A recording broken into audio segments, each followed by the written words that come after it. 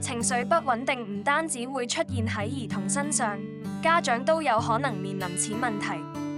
因為家長需要處理工作或子女教育，可能會感到壓力，甚至產生情緒問題。所以，培養良好嘅情緒控制能力有助舒緩壓力同情緒，更能提升溝通素質，有助解決問題。壓力過高嘅症狀，家長需要重視同妥善處理自己嘅情緒變化。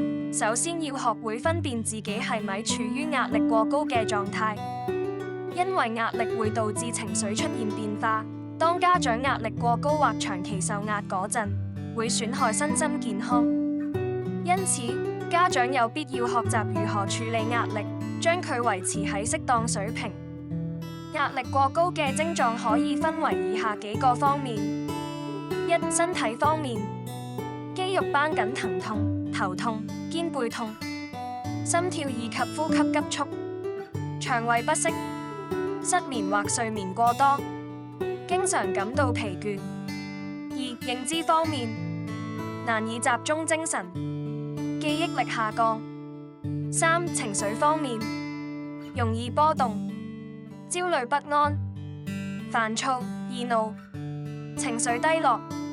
四、行為方面，失去食慾或食慾大增、坐立不安、做事提不起勁、社交退縮、增加吸煙飲酒、濫用藥物、自我傷害。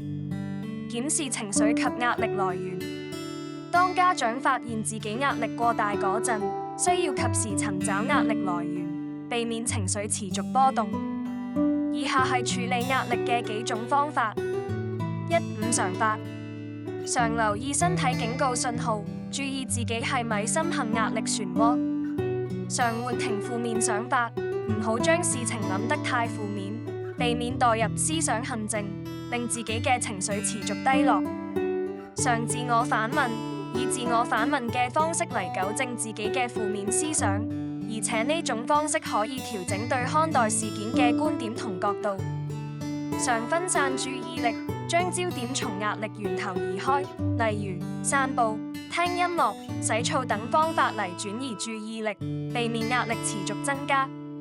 常備金句，挑選一啲令自己變得正面積極嘅金句，將佢哋寫低，並放喺顯眼地方或隨時攜帶，以提醒自己。二、建立合理期望，維持平衡。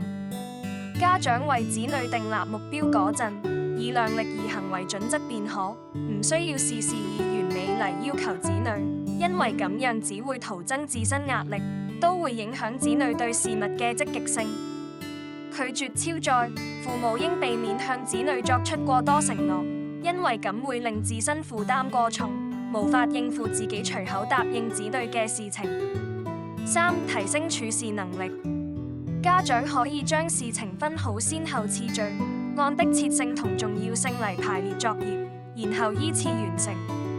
拆分作業，將複雜嘅作業同任務分拆成幾個小單元，令父母同子女更容易處理。四、建立支援網。家長可向他人傾訴壓力同煩惱，咁樣有助釋放壓力，調節自身情緒。遇到情緒問題嗰陣，家長可以主動尋求幫助，或接受他人嘅幫助，避免深陷情緒之中，無法抽離。五、建立健康嘅生活習慣。健康嘅生活習慣有助減輕壓力來源，減少焦慮，例如學習正面思想、多做運動、有充足嘅睡眠時間等。舒緩壓力嘅有效方法。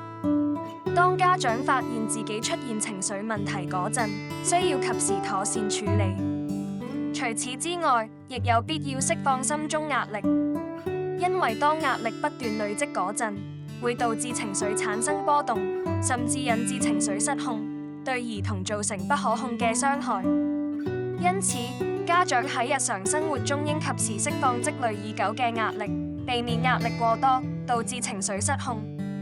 一、保持運動。當壓力過大或身心疲倦時，人們大多會對身邊事物失去動力，做事情時都會無精打采。而適當的運動可以令家長身心放鬆，將注意力集中於運動，避免多想有關壓力的事情。2. 向他人傾訴，家長可以向信任嘅人訴說自己遇到嘅情緒問題，唔需要強求得出一個解決方案。喺他人嘅聆聽下，家長可以將心中鬱悶一次性向外釋放，避免將情緒鬱結喺心中。3. 尋找興趣，家長可以通過興趣嚟轉移注意力，將全身心投入到自己嘅興趣愛好裏，例如唱歌、跳舞、閱讀同繪畫等。將注意力轉移到興趣上，便可以遠離壓力嘅根源，避免情緒低落。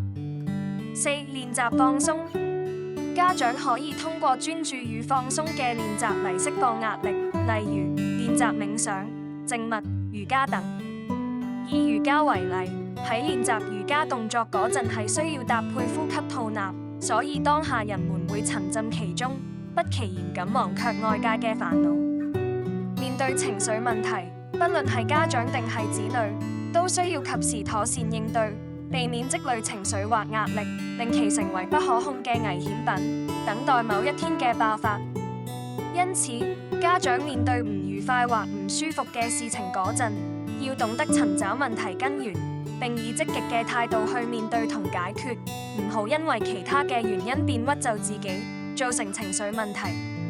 情緒問題可大可小，我們都應該積極面對，活在當下。